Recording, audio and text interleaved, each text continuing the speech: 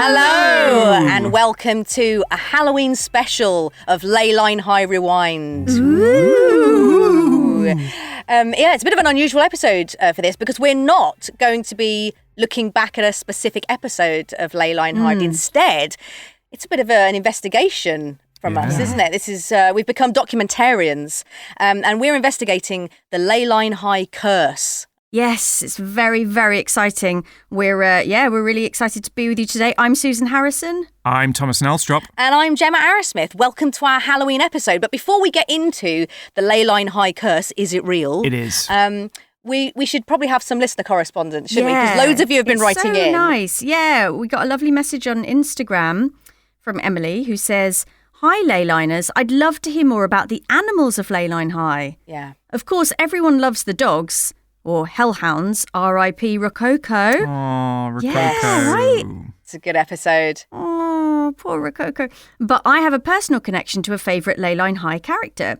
And then Emily goes on to say, "Do you remember the classic 1970s character Bernard, who could turn into a cat?" Yes. He was only in a few episodes, I think, but I still remember the cat. Do you guys remember? Yeah, Bernard who could turn into a cat, because they reused this several times, because there was also Jessica who turned into a bat in the 80s. Oh, that's right. And then there was Nigel who turned into an elephant, which was way too ambitious. It was way too ambitious. They could only fit a sort of paper mache leg in the shot, couldn't they? But which is, in typical Leyline High style, they pulled it off, but there was some viewer imagination had to be involved as ever. There was a lot of metamorphosis, wasn't there? Because there was also Derek who turned into an iguana. Is the iguana the one that can drop its tail if it gets scared? Sure, yeah. I think so. Yeah. Sure, or that lizard, the lizard that does that, because I remember that quite vividly. He turned into a lizard or an iguana and then ran away, and his tail and there was came off. there was the caretaker that turned into, what was it, like half. It was weird. It was like half bear, half fox, which is an unusual combination, and again overly ambitious. And isn't that a box? Yeah, a box. Yeah, that's turned right. into a box. He just turns into a box. And there was a pack of them. There was a pile of boxes. And because he's a caretaker, he just filed himself away. Oh, that'd have been a great episode. And then he labelled himself on the outside. Oh, keep himself tidy. Exactly, yeah. Always tidiness first. I remember Bernard, who could turn into a cat, quite vividly because I tried to do it as a kid at home. I tried to replicate the spinning round, but it didn't. Guys, it didn't happen for me. I just stayed human. Oh, you were doing it at the wrong velocity. That's right, because there was a sort of incantation, and then you had to turn around, right? That's what. Yeah. But with Jessica, who turned into a bat, I think it was like a genetic thing that caused that to happen. So they did mix up. The writers did mix it up a little. That's right. The reason for the metamorphosis, You're right. So So Emily goes on to say about Bernard, who could turn into a cat. Emily says, "He was only in a few episodes, I think, but I still remember the cat. When my parents showed me the old episodes when I was a child, I was astonished at the good fortune that the show's creators had found a cat with black fur and amber eyes to match Bernard's dark hair and plastic specs. Yes. For a 7-year-old, that was an amazing coincidence." Oh, that's very That is sweet. some attention to detail, isn't it, though? Yeah, they are good in that way. And then finally, Emily says, "Of course, when I adopted a black cat, he had to be named Bernard in his honour. Any other listeners have any Leyline pets? What are your favourite animal moments in the show?" Those are such great questions, aren't they?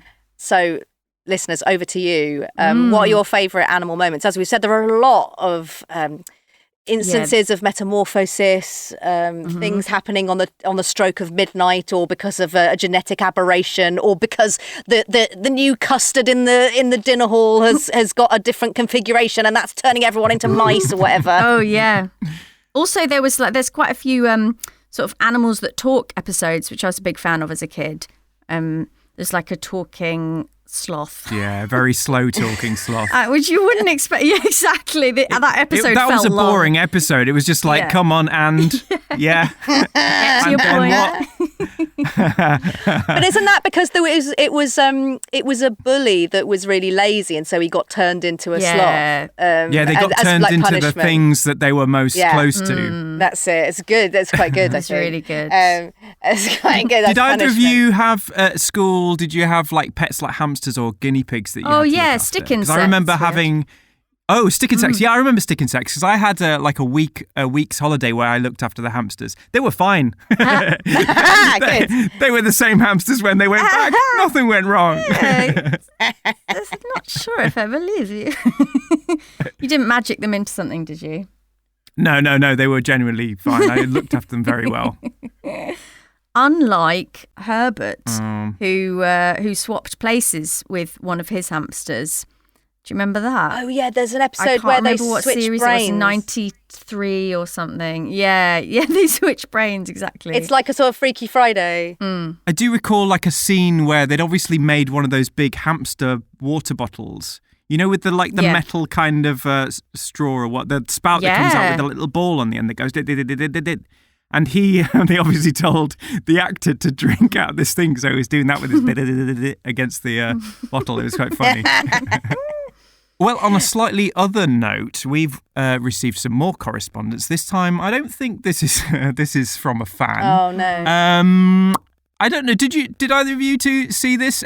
This appears to be a cease and desist from his lawyers, and what? I've actually bleeped out the word because we're not allowed to actually mention so. Subject: unauthorized use of Mr. George's name and implied endorsement. To whom it may concern, we represent Mr. George and Luke Limited. It has come to our attention that a recent episode of your Leyline High podcast references Mr. George's alleged involvement in the development of computer game The of. Do you remember we were talking about that? Last yeah, month, so George has neither endorsed nor wishes to be associated with this. Well, okay. Continuing references to Mr. George in connection with or which may result in legal action. Sincerely, legal representatives of Mr. George and Limited. So there you go. Oh, yikes. That's scary. I can't believe that George doesn't want us to say George. Yeah. But like, he did make that computer game. Yeah, right. He shouldn't have replaced the rifles in they did the remaster. Whoa. These are We're not allowed to say name. Wow. That's scary stuff. Although I'm kind of flattered that they're aware of us. Yeah. Right?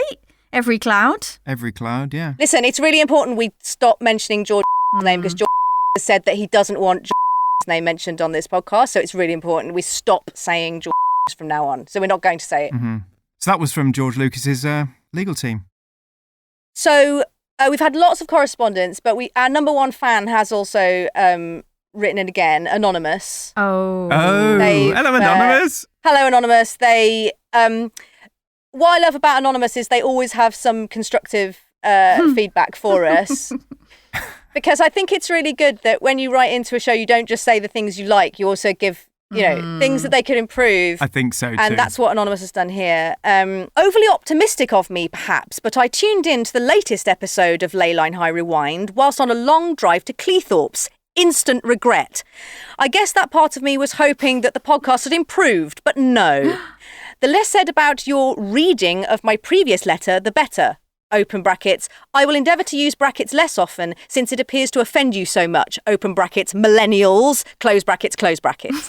However, by 37 minutes, 47 seconds in, the same old inaccuracies had crept back in. Ooh. Why didn't you edit out the fact that you couldn't remember a character, bracket, who you dubbed Snotty Kid, close brackets, real name, is beyond me. Any fan worth their salt would know that it is Marcus Squinge and that the Tizer-toting corn on the cob monster slayer was indeed his brother, Norman Squinge, played by Mark Jackson. I will be subscribing and you will hear from me again. Anonymous. Oh, and there's a PS. Your readiness to investigate the Leyline High curse has not gone unnoticed. Steel yourself. What lies ahead will test more than courage. Whoa. Whoa, what's that about? That's ending. Scary. Up to that point, I was just like... They're just weird. But now I'm absolutely terrified. Yeah. What does that PS mean? Yeah, that's very cryptic / creepy. Well, look, thank you, Anonymous, for your We got a proper feedback. dressing down then, didn't we? Though? I mean, they were right. Like... Yeah. But they did make a good point that we didn't fact check that person's name.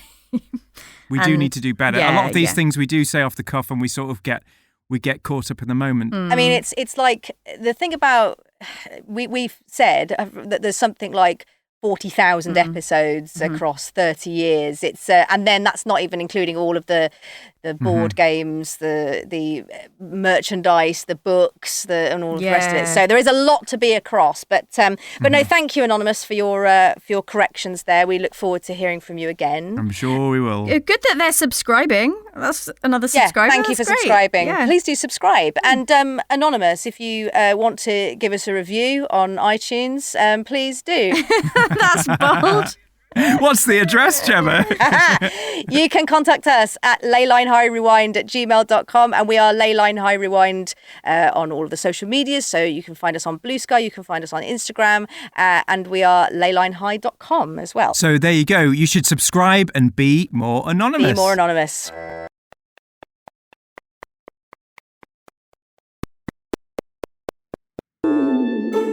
The Leyline High curse.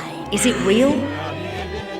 Everyone's heard of the curse. It even has its own Wikipedia page. But we think this might be the first ever investigation into whether it actually exists or whether it's just a bunch of coincidences, superstitions, and a colossal number of weird deaths. Welcome to a Leyline High Rewind special investigation. So we think everyone listening has probably heard of the Leyline High curse, right? Yeah, it's kind of everywhere, isn't it? It's on all the sort of Reddit boards and it's well known. Part of pop culture. But as we said, it even has its own Wikipedia page.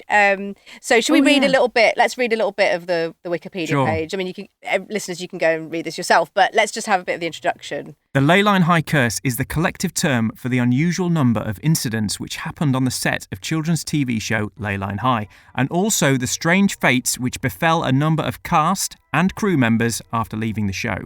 Though unsubstantiated and unconfirmed, the so-called curse has gained much traction in popular culture. How was that? Very good. Thank you. Very good. Thank you very much. Yeah.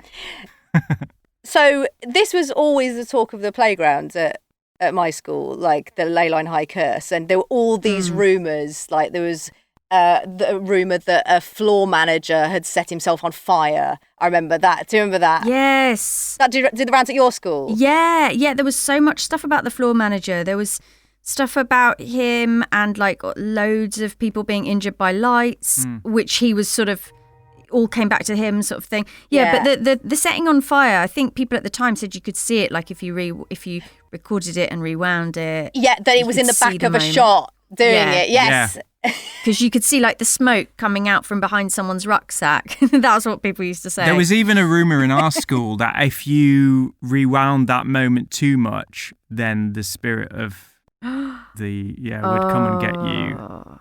So it was like it was leaking out. It was like not just an on TV thing. It was leaking out into the real world. Do you remember the brilliant character Werewolf Prefect? I mean, and there was an episode, Werewolf Prefect, introducing him, and it sort of does what it says on the tin. And the actor who played him, Matthew Marmaduke, he was mauled to death by dogs in real life. That happened halfway through shooting it, wasn't it? And they had to redo it with another actor. With a different actor. It's really obvious, isn't it? Yeah. There's just loads of these stories because there was one of the, we've talked in the past about there are many characters that fall through time. Like there's the lad that fell through a fountain. But there was the character, the actor John T. McGuffin. He played a boy who fell back in time whenever he caught a cold. Do you remember that? He was like... Oh, yeah. He was a bit like Snotty Kid, but it's about 10, 15 years later. He was another snotty lad. But whenever he like caught a cold and sneezed, he would sneeze himself back in time. It's a cool idea for a character. My sneezes are really, really loud, I've got to say. But they've never sent me back in time. Not yet. Any day now. But he, John T. McGuffin, he was found strangled on his birthday. This is like he was. It was his 35th birthday party. He was dressed as Tutankhamun. Sorry to stop you. It's funny that it's Tutankhamun, and I'll go through a bit later about that. There's a whole link to this episode of Egyptian stuff and things like that. Right. Oh, cool. So it all links. One of my favourite episodes, Space Exchange. Those twins who played Christopher and Jennifer, or Zristofer and Zenifer. Yeah, can't say it. They were purported to have this strange connection, and they were both found shot on the same night in hotels, like completely opposite sides of the world. There were all these rumours that they had the power of telekinesis in real life, weren't they? There was all these rumours. There's loads of these. They're like amazing character, Mrs. Beasley, the headmistress. Like later on, so like this is after Mr. Talbot's left, and it was quite a big deal getting a new head teacher. Devonshire McGinty, amazing actress. She was found, and this really did start the rumour mill going. She was found up a tree clutching a shooting script from Leyline High, all unexplained. Like, what does that mean? Like, why was she holding a script? Like, she was why was she up a tree? Do you guys remember Gretchen Peabody? That was the actress who played Miss Hoskins. Yeah, Miss Hoskins. Right. She played Miss Hoskins. Miss Hoskins. Yeah, she played it. It was like that, wasn't it? Miss Hoskins, the chemistry teacher. Anyway, sorry, I should change my tone now because it's actually quite sad. She died in a trapeze accident. Oh Lord, yeah. But she wasn't. I know you're thinking she was like I didn't know she did acrobatics. But actually, it was when a trapeze, she wasn't doing acrobatics at the time, a trapeze that was being transported down the M4 landed on her car. We shouldn't laugh. Which is just awful, isn't it? Like, can you imagine... Susan, have you ever thought about being a newsreader? Because they do that sort of tonal flip on a dime, don't they? It's really tragic, that, though. Yeah. But there's loads of these. So, viewers, you must know some of these as well. Right, write in with your favourite. I don't know, is that right? I mean, surely this amount, like the sheer volume of weird things that have happened to previous cast and crew, like, it's so unusual. You know, if you were going through the back catalogue of, like, Neighbours or something, you would not see all this, would you? No, I guess not. It would just be like, I don't know. What I'm saying is I think it's very cursy. I think there's definite spookiness going on. Well, I mean, so many have fallen victim to the curse, and we thought it was only right and proper that we wrote a in memoriam section, and this is that.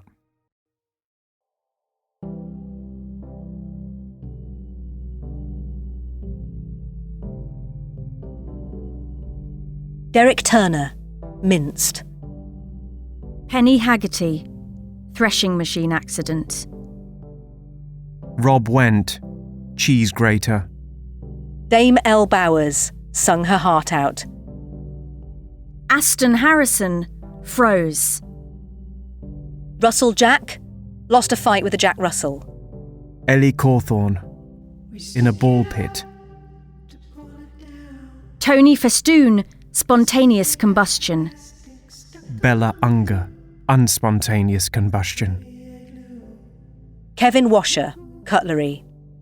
Brendan Quatermass, poisoned. Jeté Plumeret, poissoned. Jerry Duncan, found in bin. Steve, traffic cone up him. Henry in front of you, glass panel in road. Jeremiah Calhoun, skiing accident, couldn't ski. Benson Green, allergic to aeroplanes. David Filch, pilot allergic to aeroplanes. Winston Dunlop, inside out. Jennifer Beasley, Bermuda Triangled. Iotha Anutha, ghost. Grinny Twiddles, died doing what he loved. Sims Corley, Pringle poisoning. Nora Twart, died in court. Ananya Chowdhury, pipe cleaners. Amir Syed, too many birthdays. Jeffrey James Jones, alliterated away. Beatrice McBride, too many birthdays. Agatha Foost, too many birthdays. Patrick McO'Patrick, too many birthdays. Beatrice McBride, too many birthdays.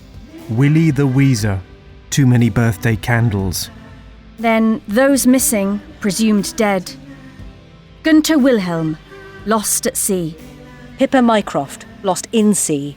Nicholas Peakes, somewhere in Snowdonia. Gregory Large, orienteered badly. Monique Valdique, no idea. Russell Dean, Debenhams. Fiona Smimes, disappeared investigating the curse. David Calhoun, disappeared investigating the disappearance of Fiona Smimes.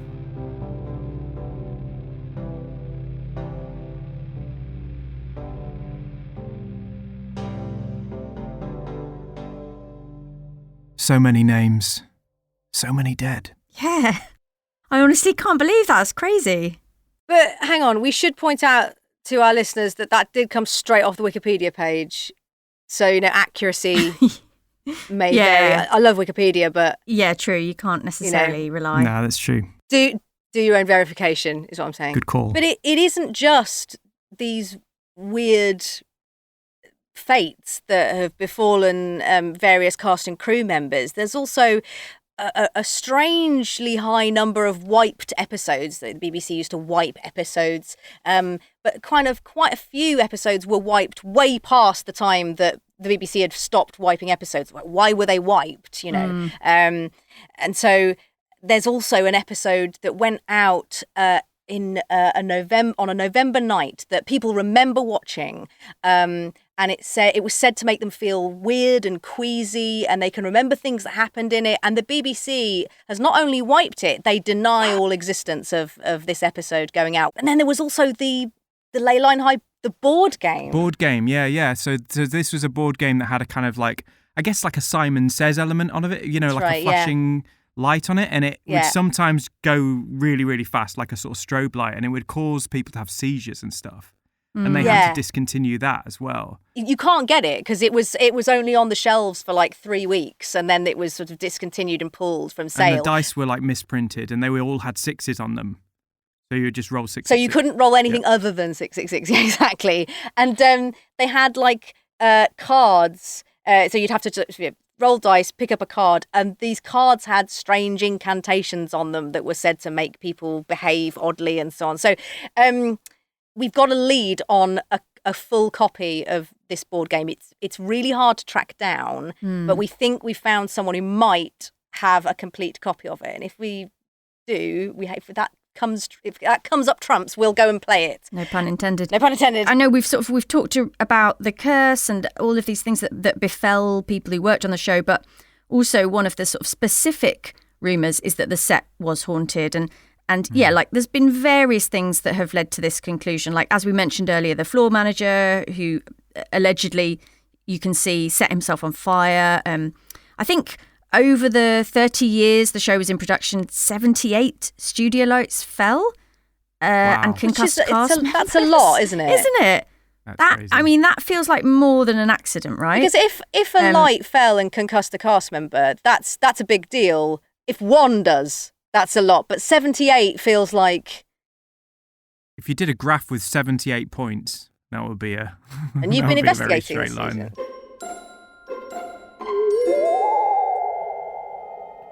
Like many viewers, I've long been fascinated with the rumour that the set of Leyline High is itself haunted.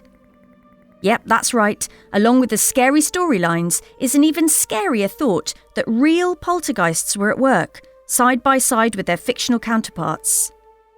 In the background of one shot of the playground in Series 17 in No Playtime for the Terrified, viewers say you can see the floor manager set himself on fire. Not only this, but over the 30 years the show was on air, 78 studio lights fell and concussed cast, there were 4 accidental electrocutions among the crew, and countless schoolchildren's coats seemed to throw themselves from the hooks. I tracked down Roy Filge to find out more. Roy was floor manager from 1975 to 1995, when he chose to leave and take voluntary sacking. I was floor manager from 1975 to 1995.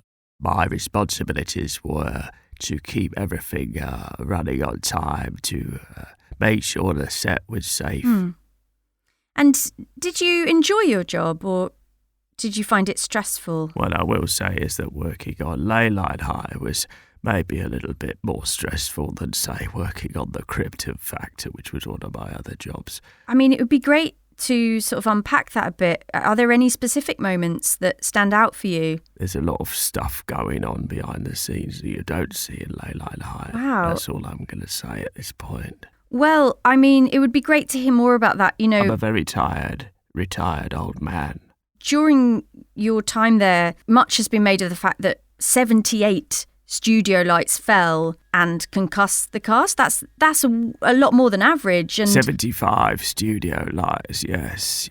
You know, when you put it like that, 75 studio lights does seem like a lot. And I would just like to apologise to anyone who was under those lights. Must have been very painful. I can see this is very hard for you. Also, I'm aware that 3 of the lights fell on you, hence you bringing the number down to 75. And well, 3 lights fell on me. I remember the day very clearly, in fact. There was a new runner who just made tea for everyone. It tasted like piss. Suddenly, there was an almighty crash, and I saw one of the lights fall towards him.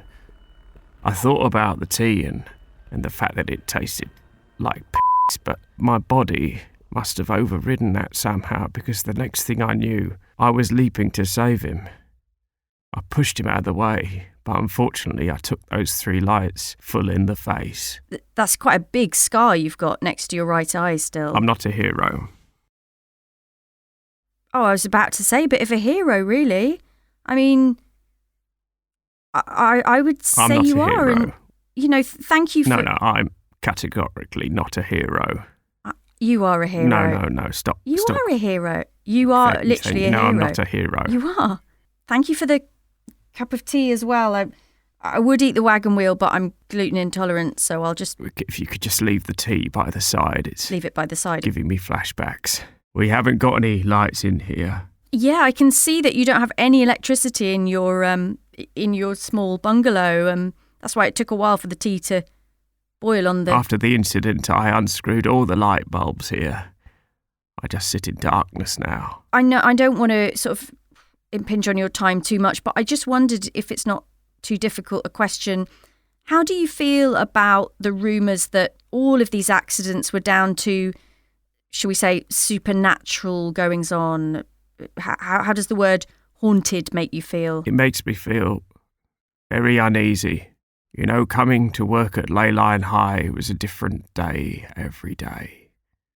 One day it might be Monday, the next day Tuesday? But my point is, you never knew what was going to happen on set. Wow. In fact, it makes me laugh now, but one time I even managed to set myself on fire. I was having a smoke and I just happened to be covered in petrol. We laugh about it now, of course. You can actually see it in the background of one of the scenes. Good times. Good times. But you know, there were other things on the set I simply can't explain. What kind of... Ask me to explain them. Yeah, please explain. What kind of things? Please explain them. I can't. Oh God, your scar seems to be bleeding. There's blood dripping onto your Not again. blade. You got to get out of What? here. Now. You've got to get out of here. Thank you, Roy Filge. Thank you, you're a hero. Leave this place. Shortly after going to meet with Roy, a package arrived in the post which took my breath away. The package contained a dictaphone of a 1987 audio diary belonging to makeup artist Shelley Fairhall, who briefly worked on the show that year. The contents of this dictaphone hint at the strange atmosphere and potential spooky goings-on the set of Leyline High. Audio diary of Shelley Fairhall, makeup artist, November 1987. Monday the 9th. First day working on Leyline High today. This might make me sound like a prat, but it's a dream come true. Apparently, the last makeup artist left in a bit of a rush. Someone said she left under a cloud, but I heard she was headhunted by Andy Crane in the broom cupboard, so good for her. Tuesday the 10th. Well, the team are an interesting bunch. Roy, the floor manager, looks permanently on the verge of a heart attack, but I guess that's what happens when you work too hard and only eat wagon wheels. The writers were in today too, which was exciting. In the afternoon, I finally met John from the art department, who is, I'm sorry to say, a pain in the neck. When I went to do final checks before the first shot, he said, "So, you're Nikki's replacement. Rather you than me." I laughed and said, "Well, yeah, I'm qualified to do makeup and I'd like to see you trying to turn an 11-year-old girl into a flesh-eating demon using only a box of grease paint." And he said, "No, I mean, rather you than me." And I said, "Well, I refer you to my earlier point, John." And he said, "No, I mean, rather you than me." Then he started making ghost noises. Then he did an impression of something falling on someone. He really got into it, screaming and stuff. His face went all red and his jumper rode up to reveal a bit of his belly. It's a bit much, to be honest. Makes me glad I'm married if this is the way men try to chat you up these days. Thursday the 12th. Today there was a really strange mood on set. I asked Timmy the runner what the schedule was for tomorrow, Friday the 13th, and he looked terrified, bless him. The first AD overheard us and yelled, "TBC! It's TBC! How many times do I have to tell you it's TBC?" At lunch, I went over to eat my pasta salad next to Roy, the floor manager, but as soon as I sat down, he stood up. Was it something I said? Friday the 13th. I'm writing this from my bed. I should still be at work, but I got sent home early after what happened. I feel really silly for standing there. I could have sworn the light wasn't there the last time I looked, but the next thing I knew, it just came crashing down on me. It's just concussion, but I feel like a right wally. Timmy, the runner, said, "Did you see him too?" I said, "Who?" He said, "The looming figure with the translucent skin." I said, "Oh, that's just John. I offered him bronzer for his pallid complexion, but he says makeup is for sissies." Sunday the 15th. I won't be writing the diary anymore. I had bad dreams last night. It's not sensible to commit the things I now believe to be true to this diary. They're trying to blame Roy, but how can one man be responsible for so many mishaps? There must be more to it than that. There must be. Hello? Hello? So, one of my favourite episodes from Leyline High, and I think I've sort of went into this in social media a little bit. It's from 1985, and it's called "Can't Say Fairer Than That." Great episode. Basically, do you remember that? Yeah, spooky. Yeah. So basically, the premise is that a kid buys this sarcophagus from a jumble sale at school, and what transpires is because there's literally no room at home. Like, why would you let your kid leave a sarcophagus at home? They end up leaving it They end up keeping it in the classroom. Like, was it RE? Yeah, in the RE classroom, yeah. Religious education, yeah. So what do we know about sarcophaguses, guys? That they're sort of... They're ancient Egyptian. Yeah. Like big coffins, but like beautifully ornate Egyptian coffins. And what's in them? Dead bodies. Mummies. Mummies, exactly. So I was talking earlier about hamsters, and having to feed them at school. So in Can't Say Fairer Than That, they have keep this sarcophagus in RE, and they have to feed it meat, like slices of luncheon meat and stuff like that. Because if they don't, and as bloody a meat, like sort of dripping meat as possible, right? Yeah. Yeah, it's really grim. And if they don't, the mummy comes out and starts to eat the kid's soul. So this is like a really dark episode. Yeah, and it's like, do you remember? And it's stalking through the school. And there's one bit where it turns into a classroom where they're doing an exam and it sucks all of their souls out, and they look happier than when they were doing the exam, to be honest. Horrible fixed grins. Just you saying that sends a shiver down my spine. It's just one of those things that, yes, I loved this episode, but also I was terrified of it. Yeah, it's a brutal episode. And like the reason why I bring this up is that, you know, ancient Egypt and all that sort of stuff is like thematically, you know, ripe for a curse. But this episode is thought to be where the Leyline High curse comes from because... Well, this is the weird thing is, you know, like a standard episode of Leyline High was like 25 minutes, bang on 25 minutes it had to be that for the schedule, basically. Well, Can't Say Fairer Than That ran shorter than this by 3 minutes. And it has this weird, really unsatisfactory ending. It sort of ends really abruptly. And basically, you know, like in the Harvest Festival episode, like whenever you see a monster... With the corncob monster. Yeah. It gets defeated, doesn't it? Yeah, that's pretty much a standard Leyline High episode. You set up the monster of the week and it's defeated in the final act. Yeah, exactly. But in this, in Can't Say Fairer Than That, the mummy's never banished or like vanquished. And there's actually this scene that like even talking about it just gives me shivers. It's like 3 minutes from the end, like 22 minutes in, there's this kid who's looking for a book in the RE classroom where the sarcophagus is. And you see him sort of enter, and he's obviously been told to retrieve this book for a teacher. Yeah. And he enters, and you can tell that he's really quite afraid. This actor's like so good. I don't know who the actor is, but he genuinely looks hesitant to go in there. And it's the end of school, and there have been a few kids like rushing by, but everything is really, really quiet. And for him, he sees that the coast is clear, and he sees that book really high up on the shelf in the corner of the room. And he can't get to the book by just sort of reaching up, so he sort of scrapes this chair along the floor, and it makes like this awful sound, and I'll never forget the sound of that screechy sound. It's horrible. It's like if someone drag their nails down a chalkboard. Down a chalkboard, exactly. And so he gets on this chair, and he can just about sort of reach it, and there's this close up, and he's touching the book with his sort of fingertips, trying to like nudge it towards him, and at the same time as you see his hand sort of touching the book, you also see this sort of bony bandage swathed hand reaching out for his leg at the same time. Yeah. And that's it. It just goes black. The screen just goes black, and all we hear is the sound of this chair like tumbling down, and that's it. And you just think, oh well, the mummy's got him. But it just seemed like such a weird ending because it's so dark, and it just ends on such a dark note. I always thought, like, what? Is this mummy still going round school? But it goes to black, but it also has that weird kind of jumpy thing as though something was cut as well. Like the image kind of bounces a little bit like something was cut. Then it goes to black, but it goes to black for slightly too long before the credits come in as well. And so you're going...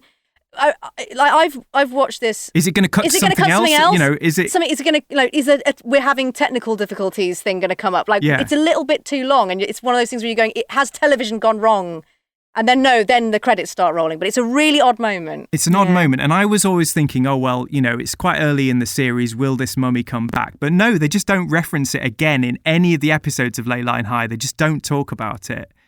But basically. And this is on all the forums and stuff like that. The stuff that starts happening on set that's weird and all the lights and things like that we've been talking about, this sort of starts around this point. Right. So whether it's like that they've been messing with some sort of weird magic or they've started to explore sort of forbidden themes or something like that, and that is sort of like leaking into all of this sort of Leyline curse stuff, I don't know.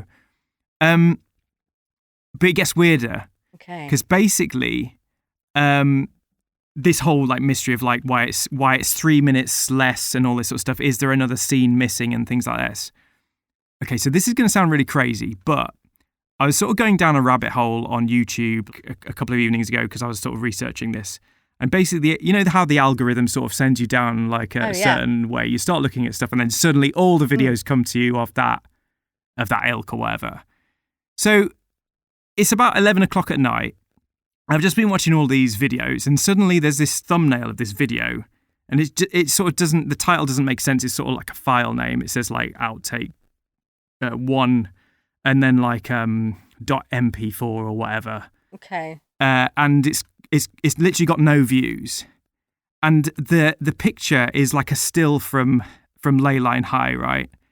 And so I play it, and but basically what it seems to be is that they're filming a scene from this episode. Oh. And it's all that set up, like, so there's a sarcophagus in the corner, and they seem to be like performing a ritual, which I've never seen in that episode. Like, and this is presumably a ritual to banish that mummy, right? Right. So it's not like a cut scene from the episode. No. So it's footage from the set. It looks like it's footage from that episode, but it didn't make it into that episode. Right, okay. So weird. But also, like, the weird thing is there's like a second sarcophagus next to the first one, which never happens in the episode. There's just one sarcophagus in the episode, right? Okay. And the weird thing is that it's like this sarcophagus is open. It looks like Miss McMaynard sort of lying in there, and Mr. Talbot's sort of standing above her, and there's a bunch of kids in this sort of semicircle around the sarcophagus.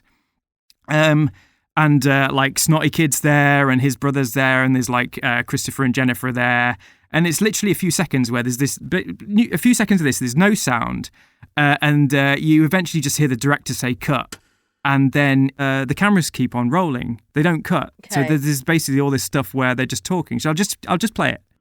Can't someone pick up a bacon sandwich and put it in my dressing room? They were all gone yesterday by the time I got to the front of the queue, and it's very tiring in front of the camera. We need fuel to function. Can someone give me a hand out of this coffin thing? It's pretty uncomfortable in here, so I don't, spend too much time in it if possible. With this scene, one thing I was thinking... Oh, where's he gone? There you are. One thing I was thinking was, should we be the ones holding the thing? He's holding a Ouija board, by the way. It just gives off the wrong idea to, the kids watching it at home, that it's the teachers messing around with this stuff. I tend to agree, actually. But I can see that you don't. He's talking to someone we can't see, like off camera? Presumably the director. The Daily Mail had a field day. Demonic teachers are the shame of Britain, and my face with horns drawn on. You know what I was thinking is that maybe one of the children could hold it. Then we've got this distance, you see. I'm not touching it in the next take. It made my fingers go numb last time. This place gets weirder, I swear. Oh boy, hold this. Oh, wow, thanks. Is that gum or ectoplasm? I'm not sure. Can it be both? So the scene jumps forward at this point, and this is what I'm assuming is the actual take. Mimusala tirusala. Mimusala tirusala. Mimusala tirusala. Oh my god, right. Oh, it's all going off. So there's just pandemonium. And the scene cuts at that point, doesn't it? And that's as much as we've got. It cuts. That's amazing to have that, like, insight into like the craziness that was going on. Yeah, to have that footage, it's nuts, isn't it? Just like they all think it's the lights, but presumably it's the Ouija board.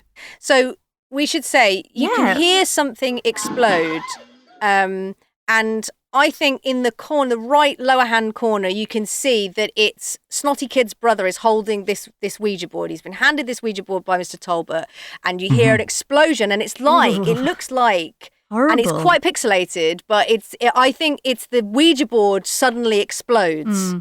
That's right, and you can see them looking up, can't you? You can see them looking up. Actually, the problem is coming from their very own hands. From the Ouija board. This clip is strange. It just doesn't make sense to me. Like, how has no one ever seen this before? What's really weird is you downloaded this clip, and if you now go to YouTube, you can't find it. It's been taken down. And what is that? Because it's just, I don't know. I can't. There's actors that I would like to interview. For example, Snotty Kid. Do you know what I mean? That would be really amazing to have his insight of what that day was like. Listeners, do you have a lead on Snotty Kid or Snotty Kid's brother? If you have a lead on either of those actors, please do get in contact with us. You can email us, leylinehighrewind@gmail.com. We are on social media, Leyline High Rewind, or you can go to leylinehigh.com. So if you have a lead on any of these actors that we can interview or any curse-related threads, please do pull on that thread and let us know. Also, it feels like a real gift, like to have seen this behind-the-scenes thing in the same way that it felt like a gift to have that dictaphone sent to me through the post. So I don't know if this sounds a bit well, it's not paranoid really, because but it feels like someone wants us to make progress with finding out about this, but then at the same time they're pulling back. Do you know what I mean? There's always we make a little breakthrough, and then there's something that stops us going further. I don't know. Probably my imagination. Ooh. Side note, but isn't it amazing to see Miss McMaynard and Mr. Talbot out of character? Yes, I was going to say exactly like you see your teacher out, on a date or something. Hey, miss. Yeah, very, very sinister. It's also like, did you ever go to school after hours? Oh, and yeah. It's yes. And it's a weird, wrong. It's a weird, eerie, empty place. Yeah, like if your nativity or your school play was in the evening and you wandered off down a dark corridor, and everything feels eerie and out of place because school is a daytime building, not a nighttime building. Speaking of the pushback that we seem to get whenever we investigate something to do with the Leyline High curse, I took it upon myself to investigate the cults of Leyline High, and Tom and I went down to Wiltshire because Leyline High, the cast of Leyline High, has its very own cult leader, and this particular cult is based in Wiltshire. So Tom and I went down to investigate, and this is our report. Leyline High has been described as cult television, but episodes involving actual cults have been a mainstay of the show since the early seasons. Who could forget the episode where Grabber starts a cult with him as school bully supreme? To join, you had to hand over your dinner money, and to move up the levels to achieve bullydom, you had to put a first year in a bin. Then that first year had to recruit another pupil by putting them in a bin, and soon the whole school was converted, and in bins. But what you might not know is that the Leyline High cast boasts a cult leader of its own. Zoe Bacon became a household name when she played Maddie Stone in the early 90s. Joining the show as a first year in 1991, the character of Maddie soon became a fan favourite as the girl with the signature pigtails who could turn herself invisible at will. Invisibility quickly became a crutch that the writers leant on, with Maddie turning invisible to thwart danger or eavesdrop on vital clues in almost every episode. Actress Zoe Bacon became frustrated as the years went by that making her character go invisible was being used as a way to not pay her for episodes her character was technically in. She took this to court, arguing that she should be paid if her character, Maddie Stone, was in a scene, even if she wasn't required to be there. Zoe lost the case and left the series, although Maddie continued to be a character for several more seasons. So, what happened to Zoe Bacon? After a faltering modelling career in which she did adverts for Cadbury's Fuse bars and Vitalite sunflower spread, both of which involved her becoming invisible... Wow, the toast makes the spread invisible, just like me. She dropped off the radar, only to emerge a few years ago as the CEO of the Hallowed Love Light organisation, a gated community and wellness brand which aims to promote a sense of unity and belonging in order to prepare converts' souls for the imminent apocalypse. At least that's what it says on their website. In order for your soul to ascend up the attainment strata towards enlightenment, you have to purchase Zoe Bacon's Books of Wisdom and also a certain number of Hallowed Love Light protein bars. What's written in the Books of Wisdom is considered sacred and only for the eyes of her converts, but a few pages were leaked online. One of the more outlandish claims Zoe makes is that she does actually have the power of invisibility, and when she turned invisible on the show for all those years, that wasn't a special effect. She was doing it for real. Invisibility, she says, is how you know your soul is truly ready for enlightenment. So, is this true?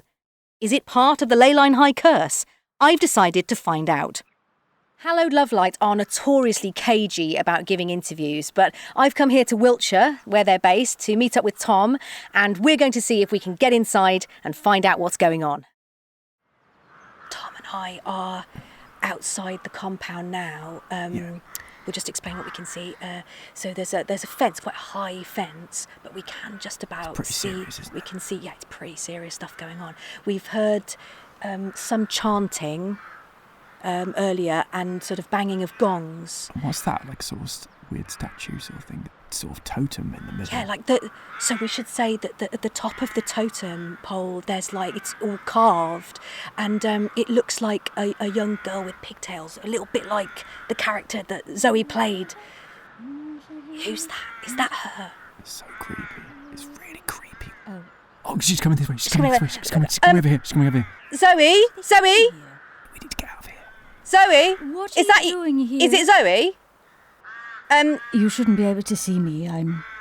We can see you. Your eyes are not equipped to see me, so... But it is... Is this your place? It is, no. It is Zoe, isn't it? Zoe Bacon? Zoe Bacon was me in another life. She's insane. Well, are you the child actor Zoe Bacon? If you mean, did I subsume another identity... What is she talking about? Listen, what is this? I cannot commune with you both. You are not blessed. You are not clean. I've had a shower. I had a wash this morning, so I'm pretty clean. Can we come in? You are interested in making more of yourself? Listen, Tom, may I touch your Careful, face? Tom. This is how it How starts. does she know my name? I literally called you Tom, and she heard me call you Tom. Bathed You're in wearing a sound? name badge. Why take the name badge off? You This is don't how need people get you. friends. Don't, Tom. This is how Touching they my drag face you through in. the This is fence. cult Look in your behaviour. pocket. What's there? No, Protein Tom. bar. No, you're not. No. That's really good. What is that? It's a gift. It's sort of lavender, sort of. Come through the fence. They taste like those sort of like old soap sweets that you remember you used to have those at school. Yes, come through, Tom. Come on. Yes, come through the fence. Right. Well, they seem to have gone off. There's a whole host of them now. They're sort of chanting and ringing bells. You don't even know the words, Tom. You don't. Okay, so the police have just left, so I can explain what happened. I called the police saying that my friend Tom had been taken into the Hallowed Love Light compound, and they said there's nothing actually illegal about joining a wellness group.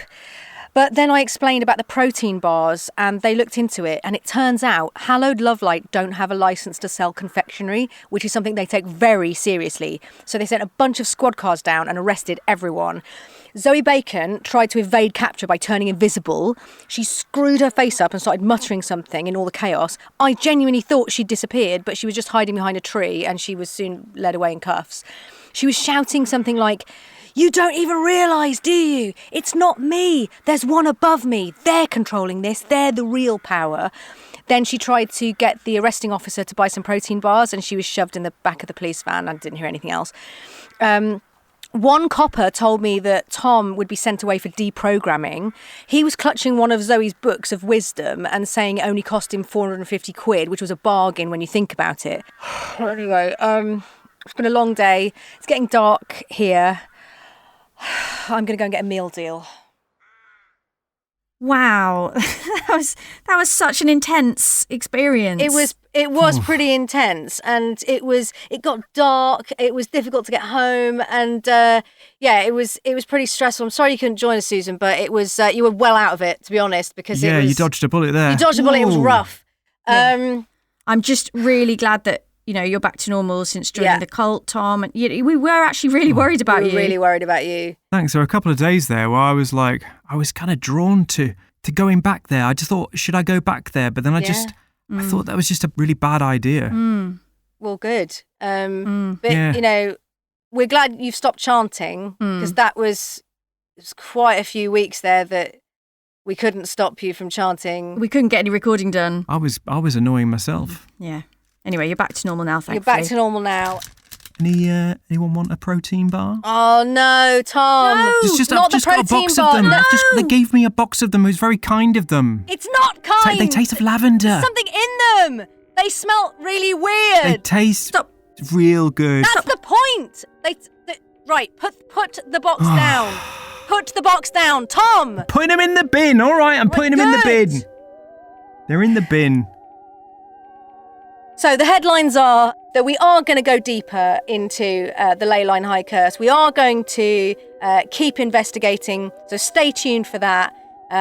There's something going on. And I would say, with regards to all this weirdness and the curse and whether there are sort of other external forces going on, I would say, listeners, if you have spotted anything that we haven't managed to spot, please do let us know, because sometimes we're too in it Do you know what I mean? Like maybe we're too on the inside of the investigation to actually spot. I feel like I'm too in it. So if you're listening and you're like, oh, I can piece this and this together, please give us a heads up because that would be really helpful. And moving on to exciting news, there will be a Christmas special, won't there? Yay. There are so many brilliant Christmas episodes of Leyline High through the years. Listeners, what's your favourite? We've got ours and we're going to be discussing it in December. So you've just got a few weeks to wait until that episode drops into your podcast feed. Do click subscribe so you get every new episode as soon as it's out there. Also, we still haven't completely succeeded in tracking down the writers, have we? And I really want to carry on with that. I really want to find out. I would love to talk to them face to face, wouldn't you? I want to get the three. My goal is to get the three writers in a room or in a Zoom call or something together. I think it's unlikely. It's the dream. That's the dream. That's the goal. Gemma, do you think that enough water has gone under the bridge that they're now going to talk to each other? Because why aren't they talking to each other? So, no one fully knows why the three creators aren't on speaking terms anymore. It's we know that relations sort of broke down, but we don't know the thing that happened. There's something that happened that meant they cannot be in the same room together, and no one really knows exactly what that is. I think only the three of them know, to be honest. Yeah. There's lots of speculation, but yeah. I don't know whether we'll ever know. But yeah, to get them in the same room would be the dream. It would be amazing. Do you know what, though? It just feels like, is there something overarching that's going on that we're not even aware of at this stage? It takes with one hand, the Leyline High curse, and it gives with the other. Yeah, absolutely. It really does feel like there's these big invisible forces that are having an impact. I know that might sound a bit paranoid, but it really feels like that. I feel really like, basically, I believe it. I believe in the curse. How about you guys? Yeah, at the moment, it's not revealing itself to me. Yeah. Do you mean aside from the I know it might make me sound mad, but aside from the potential supernatural curse element, are you talking about something else? It's just some of it seems interconnected in a way that I can't even explain right now. It almost feels a bit personal. You know, the fact that, as I said before, like the dictaphone, you know, landing on my doorstep, that's extremely personal, isn't it? That someone has sought us out and tracked us down. It's kind of a bit creepy. And this video that we've seen, it's such a coincidence. Yeah, a really strange feeling. The thing is, there's so much more of the curse to be investigated. Yeah, I suppose. And I think I struggle to come to a conclusion because we know there's so much more that needs to be looked into. I think the listeners deserve to know the truth of this, and we're just going to keep pushing through every single bit and obstacle. We're going to keep going. We're going to keep reading your emails. We're not going to be deterred, We're going to find out. We're going to get to the bottom of this. No forces, real or otherwise, can investigate. Gemma, have you got can you turn your picture on? You're just... Hello? My camera's on. Gemma. I can't see you. Hello?